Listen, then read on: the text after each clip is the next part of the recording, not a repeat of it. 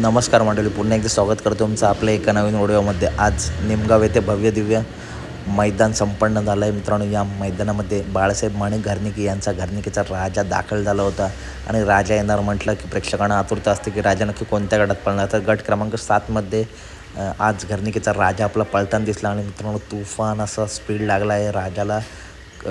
जो पैरा होता तो सुद्धा टॉपचा आहे. पित्री लाईव्हवरती जाऊन तुम्ही बघू शकता. गट क्रमांक 7 निमगाव मैदान आणि जे चोराडी मैदान आहे त्या मैदानामध्ये आपल्या सर्वांचा लाडका बकासूर आणि बकासूरसोबत सुद्धा पाकऱ्या घरचा साथ मित्रांनो पळताना दिसला.